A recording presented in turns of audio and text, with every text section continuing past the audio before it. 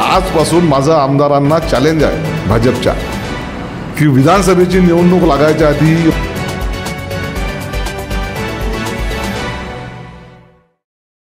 नमस्कार, MB news म्हणजे महाराष्ट्रातील बातमीपत्रामध्ये आपले स्वागत आहे. मी मंगेश. सध्या नगरपरिषदेचे निवडणुकीचे वेध लागलेले आहे आणि वेध लागले असता या ठिकाणी नगरपरिषद चांगलेद्वारे काँग्रेसचे इच्छुक उमेदवार यांनी यापूर्वी अर्जाची उचल केली होती आणि अर्जाची उचल केली असता आज त्यांनी ज्यांनी अर्ज यापूर्वी दाखल केले होते, आज त्यांची इच्छुक उमेदवारांची या ठिकाणी त्यांची मुलाखत घेण्यात आली आणि मुलाखत घेत असताना या ठिकाणी मुलाखतीच्या वेळेस माजी आमदार वीरेंद्रभाऊ जगताप, तसेच उत्तराताई जगताप आणि तसेच शहर अध्यक्ष काँग्रेसचे निवास सूर्यवंशी या ठिकाणी होते आणि या ठिकाणी होत असताना आपल्यासोबत माजी आमदार वीरेंद्रजी जगताप आहे, तर त्यांच्यापासून आपण जाणून घेऊया. जो आज इच्छुक उमेदवारांची मुलाखत घेतली सकाळपासून तर आता सायंकाळचे 7 ते 7:30 वाजलेले आहे. नाही, सगळ्या ठिकाणी काँग्रेसच्या सीट मागण्याकरता प्रचंड उत्साह आहे. काही वार्डामध्ये जास्त स्पर्धा आहे, काही वार्डामध्ये कमी स्पर्धा आहे आणि शहराध्यक्षपदासाठी सुद्धा स्पर्धा आहे. त्यामुळे काँग्रेसबद्दलचं प्रेम आणि सध्याच्या चांदूर रेल्वे शहर हे शेतकरी संख्या जास्त असलेलं शहर आहे. त्यामुळे सोयाबीनचे भाव, कापसाचे भाव, कापसाची तर खरेदी सुरू झाली नाही. अशा परिस्थितीत त्रस्त झालेला शेतकरी, त्रस्त झालेला छोटा व्यापारी, त्रस्त झालेले छोटे किरकोळ दुकानदार, चपला शिवणारे, कटिंगचं दुकान असणारे, यांचा जो दैनंदिन व्यवहार आहे हा भारतीय जनता पक्षाच्या कालावधीमध्ये लयास गेलेला आहे.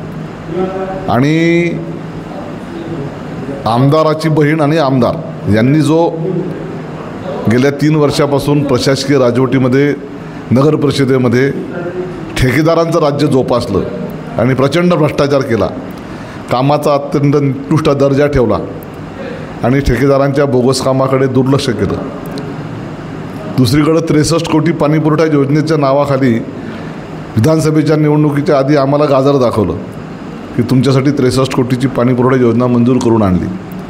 प्रत्यक्षात त्या योजनेसाठी भरावा लागणारा 10% लोकवर्गणीचा निधी पण नगरपंचायतकडे नाही. 10% भरायचं. नगरपरिषदचं उत्पन्न 54-55 लाख रुपये आहे. टॅक्सचं कलेक्शन धरून 6 वर्ष लागतील आपल्याला 3 कोटी रुपये भरायला. आणि 2 वर्षापूर्वी जेव्हा योजना मंजूर झाली, 1.5-2 वर्षापूर्वी, तेव्हा योजनेची किंमत आणि आता दरवर्षी वाढत जाणारी किंमत. आजपासून माझं आमदारांना चॅलेंज आहे भाजपच्या की विधानसभेची निवडणूक लागायच्या आधी ही योजना पूर्ण करून दाखव जा, म्हणजे झालं. कारण ज्या सोर्समधून हा पाणी पुरवठा आहे लोअर वर्धा धरणातून, त्या धरणामधून काय तर लोकांना इलेक्ट्रिकचं बिल वाढलं नाही पाहिजे, पाणीपट्टीचा टॅक्स वाढला नाही पाहिजे म्हणून सोलर लावणार आहे म्हणे. मग सोलर पाण्यावर लावणार आहे की सोलरसाठी जागा घेतलेली आहे, जागा आहे तर जागेचे कागदपत्र कुठं आहे, हे सगळं आम्ही सीओना विचारलं, काहीही उत्तर देऊ शकले नाही. योजना फक्त कागदावर आहे. नॉमिनल ठेकेदारांपासून इलेक्शनच्या वसुलीसाठी वर्क ऑर्डर दिल्या गेली, नगरपरिषदच्या मस्तकी मारल्या गेलं आणि आज सगळं काम बंद आहे. ठेकेदार आत्महत्या करतात आहे, BNCचे करतात आहे, पाणीपुरवठ्याचे करतात आहे, नगरपरिषदचे करतात आहे, दलित वस्तीच्या कामाचे ठेकेदारचे बिल थकलेले आहे, रोजगार हमीच्या विहिरीचे पैसे, सगळे पैसे थकलेले आहेत. सरकार कर्जबाजारी झालं आहे आणि अशा परिस्थितीमध्ये ही 63 कोटीची योजना प्रत्यक्षात आम्हाला पाणी मिळेपर्यंत ही 100 कोटीची नाही झाली म्हणजे आम्ही कमावलं आणि प्रत्यक्षात तिथून पाणी मिळालं, तेही आमची पाणीपट्टी न वाढवता तर लाख मोलाचं काम झालं असं आम्ही समजू. या सर्व बाबीवरून काँग्रेसचे वातावरण शहरामध्ये निवडणुकीच्या वेळी, नगरपरिषद निवडणुकीच्या वेळी कसे राहील हे सर्व जनतेच्या हाती आहे. जे भ्रष्टाचाराचे मुद्दे, पाणी पुरवठ्याचे मुद्दे हे घेऊन आम्ही जनतेपुढं जाऊ आणि जनतेचा कौल मागू. शेवटी जनतेला ठरवायचं आहे, कारण डायरेक्ट निवडणूक आहे. चांदूर रेल्वे शहरातल्या सुज्ञ मतदाराला ठरवायचं आहे. ते जे कौल देतील तो आम्हाला मान्य करावा लागेल. शेवटी एकंदरीत नगराध्यक्षपदासाठी किती उमेदवारांची तुम्ही आज मुलाखत घेतली? आत्तापर्यंत 3 उमेदवारांच्या मुलाखती आम्ही घेतल्या चौथ्या उमेदवाराचं अजून मुलाखत व्हायची आहे, पण 4 उमेदवार आमची उमेदवारी मागतात आहे. एकंदरीत संपूर्ण 20 नगरसेवक पण आहे. एकंदरीत किती नगरसेवक या ठिकाणी मुलाखतीसाठी आले होते? सगळ्या वार्डातले नगरसेवक पदासाठी मुलाखतीसाठी आले होते. 20ही प्रभागातले प्रत्येक प्रभागात 2-3 अर्ज आमच्याकडे आहेत.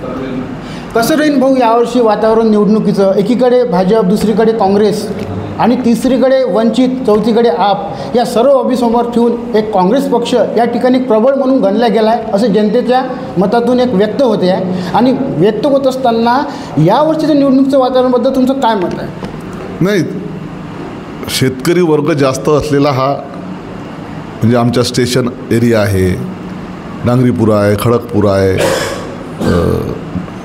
मिलिंदनगर आहे, सगळं शेतीशी संबंधित मजूर आणि शेतकरी वर्ग आहे. व्यापारी आहे, छोटे व्यापारी, पण संख्या कमी आहे. आणि लोकशाहीवर, संविधानावर विश्वास ठेवणारा दलित मतदार आहे, मुस्लिम मतदार आहे, OBC मतदार आहे.